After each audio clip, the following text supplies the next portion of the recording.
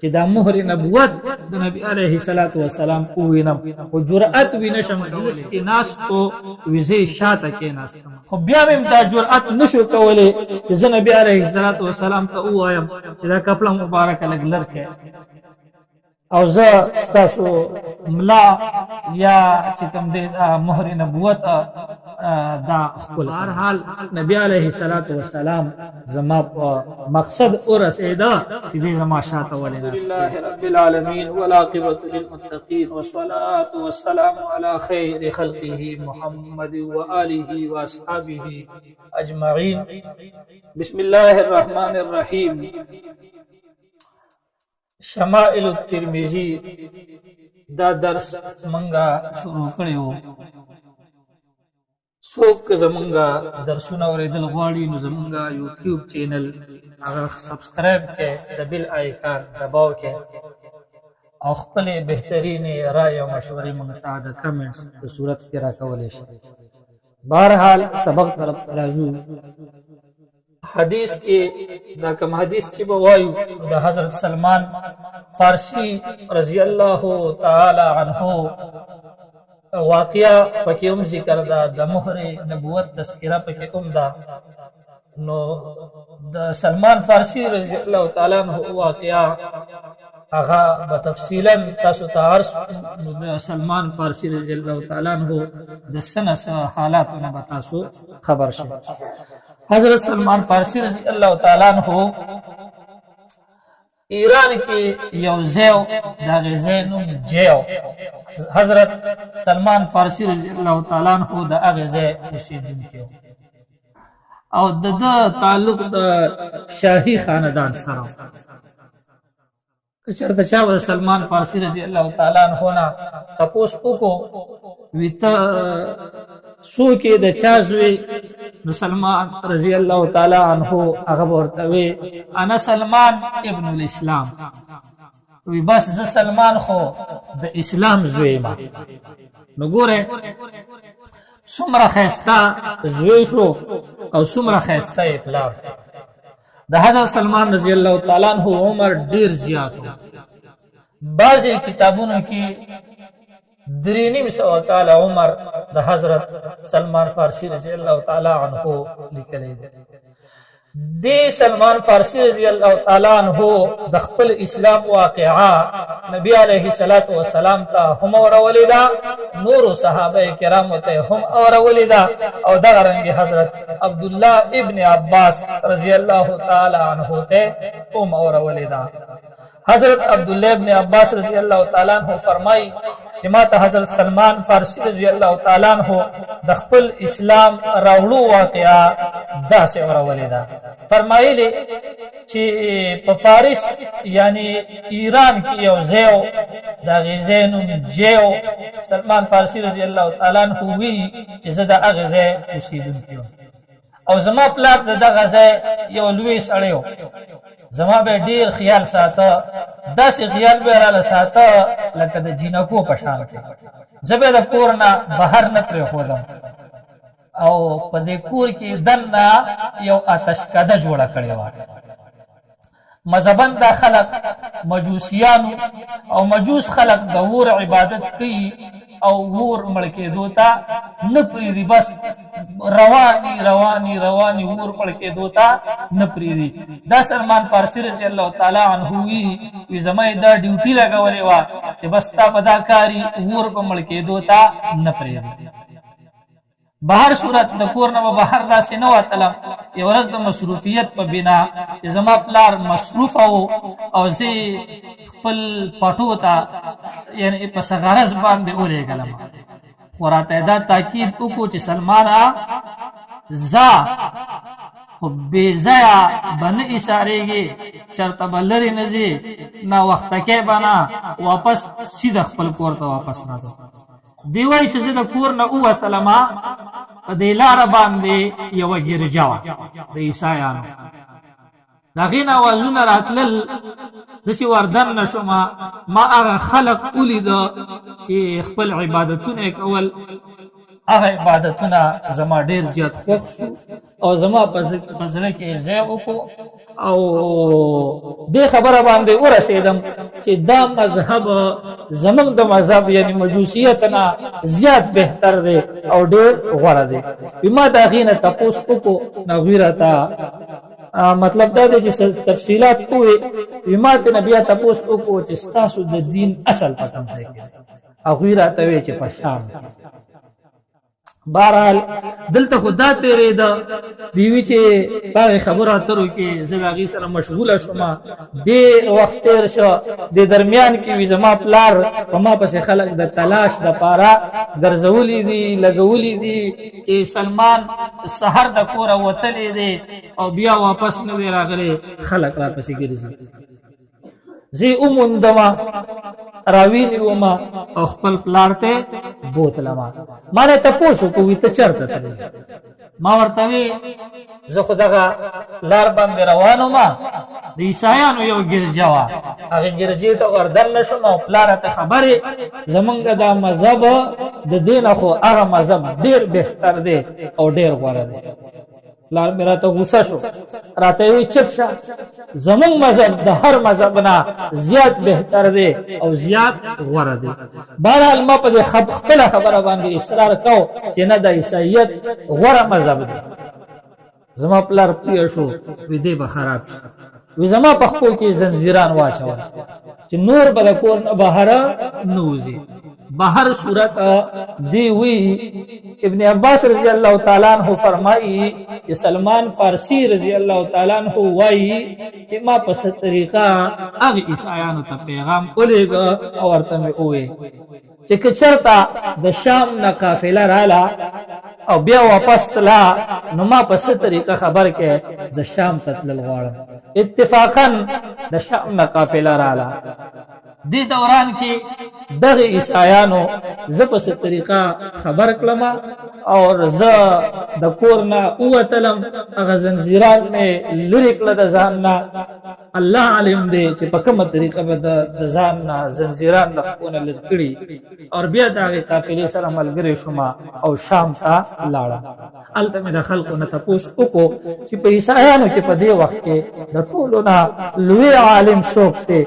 یو پادري راته چا وښوو چې د ده خواله لاړ شه او دا لوی عالم دی. د هغه خواله لاړم او هغه ته مې ویل چې یاره زه د خپل کور نه په ډېر مشکلاتو سره راغلی یم، شاهانه ژوند مې پرېښی او مطلب دا دی چې وطن او ملک مې پرېښی دی.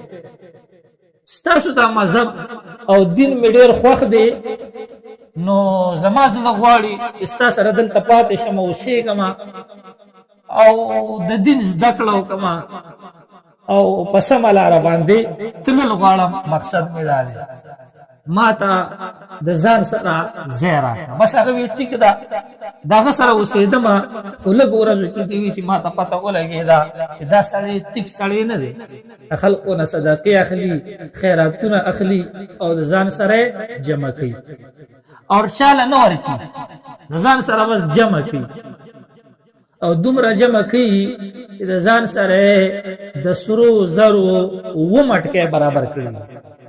2 مټکې د سرو زرو د ځان سره جمع کړي دي او برابر کړي دي. خو دې وی چې ما هېڅ نشو کولی. دغه ځان له یو عزت و، ځان له یو نوم و، ځان له یو شهرت و. بهرحال وخت تېرېده، د هغه د مرګ وخت راغی او وفات شو. خلک راله چې په عزت قدر او احترام سره د ده کفن دفن وکړي. چې کله خلک راله نو ما ورته وی ای خلقه تاسو خبر یې دې سړي کې خو دا کارونه د خو ستاسو نه په فراډ باندې صدقې او خیراتونه راټول کړي دي او 2 مټکې د سرو زرو جمع کړي دي او دا ټول سامانونه د سره ذخیره پراته دي چې هلې هېڅ هم نه دي ورکړي. هغه خلک په اشتعال کې راغی او هغې داسې وکړه چې په ځای د دې چې دې دفن کړی وي په مړونې په سولی کو پانسي کو خښ یې ونه کړو. د هغه په ځای باندې یو بل عالم کېنه چې بس ته به په دې ګرجه کې ناست. بیا دې وی زه د هغه سره اوسېدم. دې وی دغه عالم د عیسایانو چې و دا ډېر نیک سړی و ډیر تقوادارو الله تعالی نه یریدونکي او د دنیا نه بې رغبته انسان دیوی چې ما به دغه سره ډېره زیاته مینه کوله دومره مینه مې ورسره کوله چې دومره مینه ما د بل چا سره نه ده کړې یعنی مطلب په هغه وخت کې مې دومره مینه د بل چا سره نه وه لکه د دغه عالم سره چې زما مینه وه بالآخر د هغې عالم د مرګ وخت رانږدې شو آخري وخت کې ما تپوس وکړو چې ستا د وفات نه وروستو به زه بیا څه کوم د چا خواله به ځمه زه خو دا دین پوره زده کول غواړم په دې باندې چلېدل غواړم نو هغه راته وویل چې دې وخت کې په شام کې بل داسې عالم نشته ته لاړ شه موسل ښار ته دوی وایي چې زه موسل ښار ته لاړم هلته راته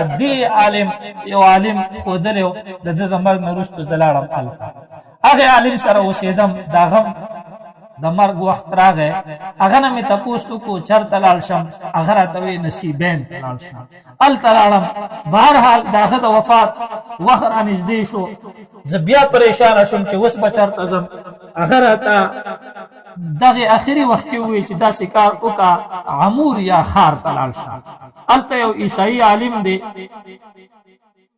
نو کله چې دی وفات شو زه عمور یا ښار ته لاړم او هلته د یو عالم سره زما ژوند تېرېده بهرحال داسې په دې طریقو باندې د ده دا ژوند او زندګي تېرېدله کله چې د هغه د وفات وخت راغی نو ما ترې تپوس وکړو چې زه خو ډېر علماو سره پاتې شوم ستا حالت داسې دي وروسته به څه کومه هغه راته وویل په مخ د ځمکه ما ته اوسه په دین عیسایت باندې موحد او توحید والا نور څوک نه ښکاري خو دا خبره په ذهن کې وساته چې د آخري پیغمبر زمانه ډېره نږدې شوې ده او نښې یې راته وښودلې چې د آخري پیغمبر به په تهامه کې پیدا کېږي یعنی مکه معظمه کې به پیدا کېږي نخلستان ته به هجرت کی د کجورو وطن ته یعنی مدینه منورې ته به هجرت کی بیا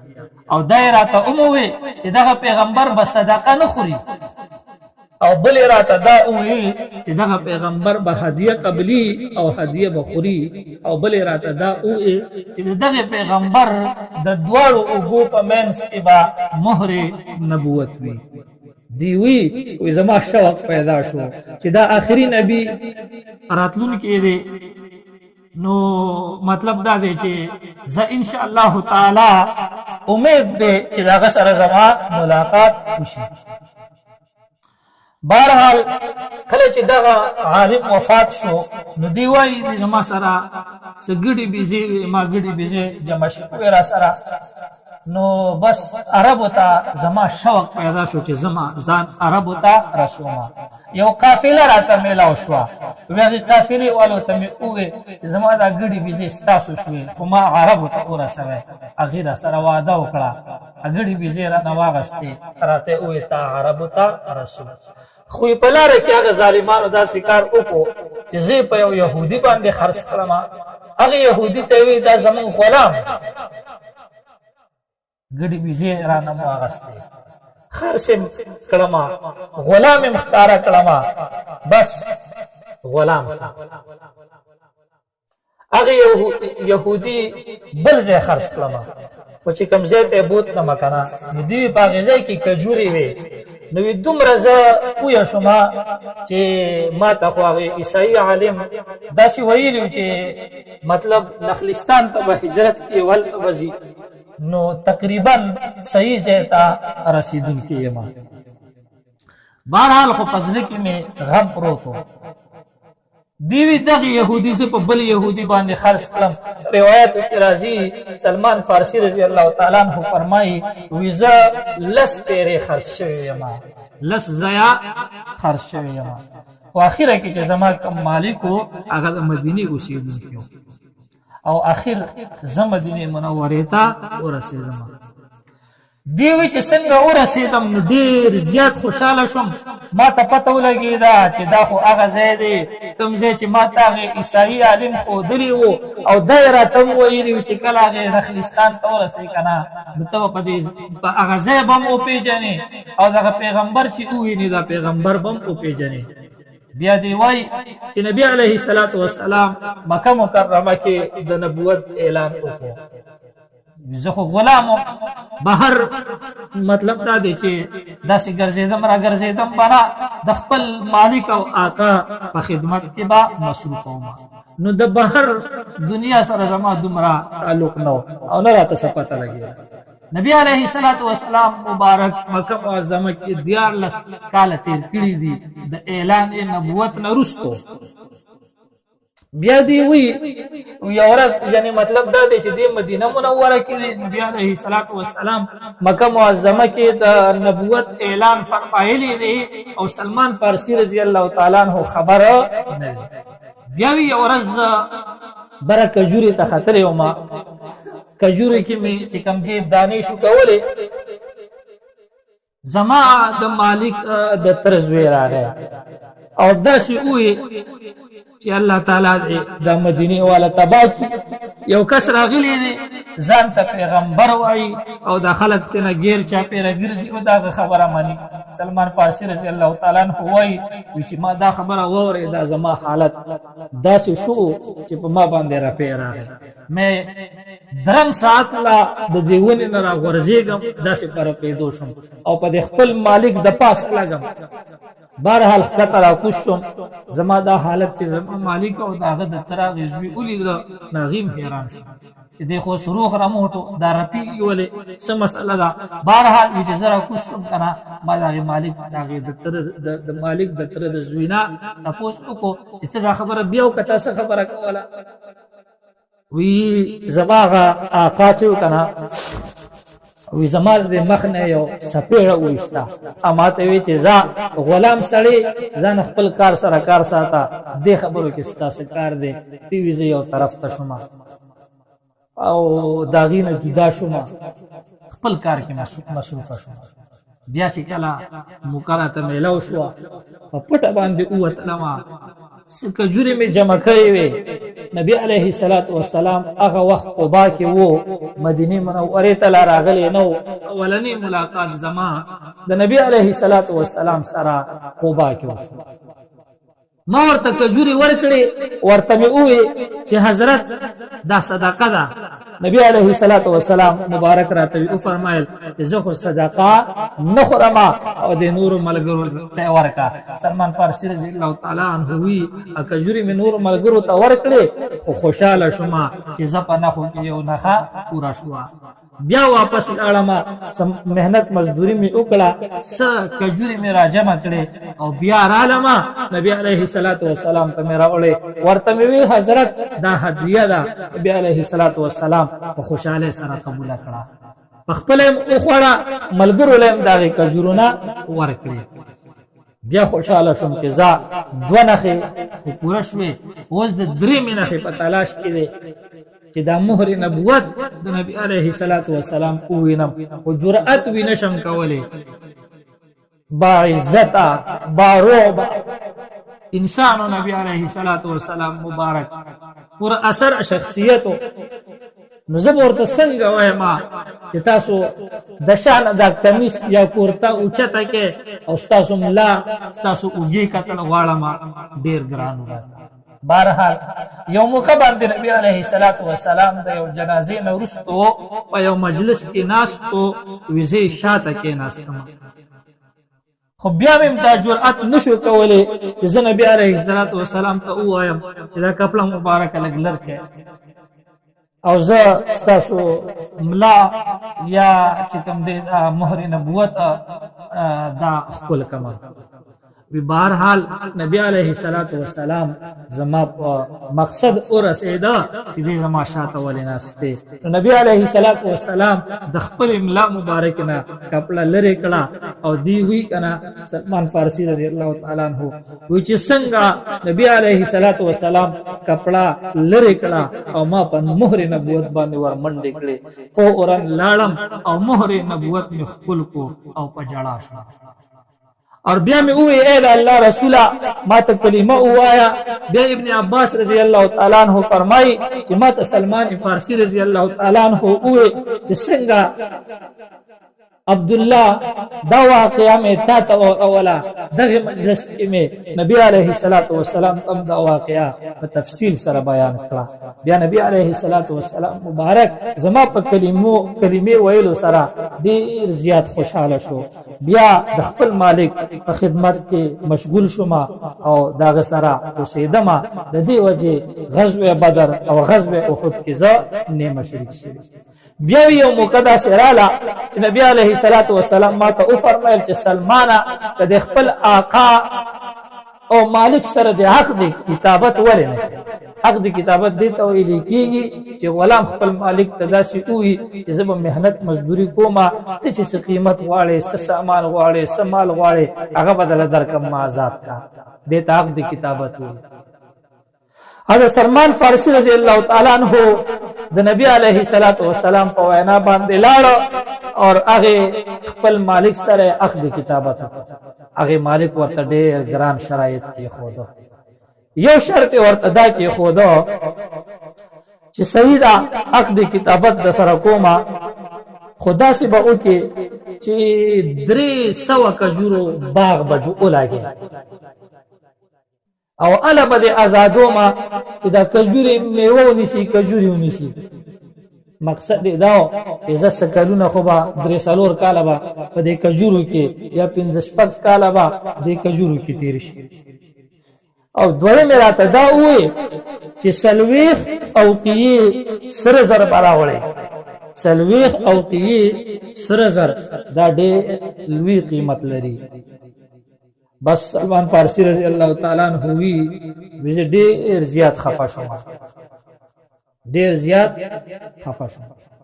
نبی علیہ الصلوۃ والسلام تعالی ورته وی الله رسولا د خپل مالک او آقا سره می خبره وکړه عقد کتابت باندې خو رضا ده خدا سے شرطونه راته اول چې هغه د پوره کېدو ندي. نبی علیہ الصلوۃ والسلام مبارک راته عرض کو.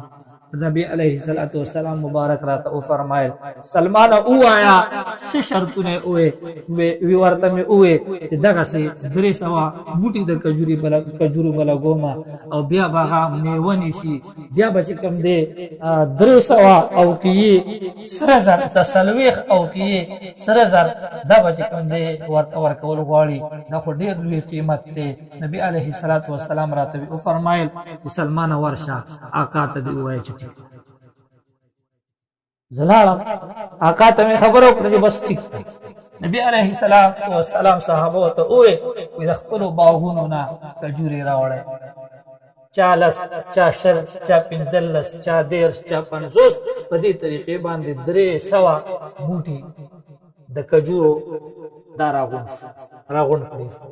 اور سلمان رضی اللہ تعالی عنہ ہوتا نبی علیہ الصلوۃ والسلام کو فرمایل کہ سلمان ورشا ادید پر خدائی شروع کا زیون کنستل ولا شروع کا. نبی علیہ الصلوۃ والسلام سلمان فارسی رضی اللہ تعالی عنہ کو 300 بوټو د پاره زوینه او کنستل. نبی علیہ الصلوۃ والسلام مبارک خپل الله سبحانه دې هغه بوټي خخ کړه او ګورا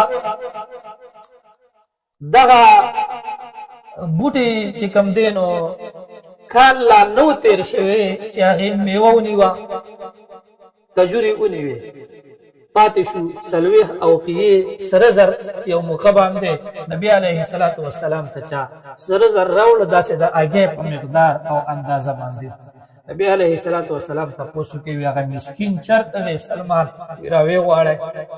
سلمان فارسی رضی الله تعالی عنہ چارو غوښتو نو نبی علیہ الصلوۃ والسلام ورته سره زر ورکړه دا اوسه خپل ستا مالک چې کوم څلوېښت اوقیې سره زر غوښتي وو که نه دا ورله اوسه.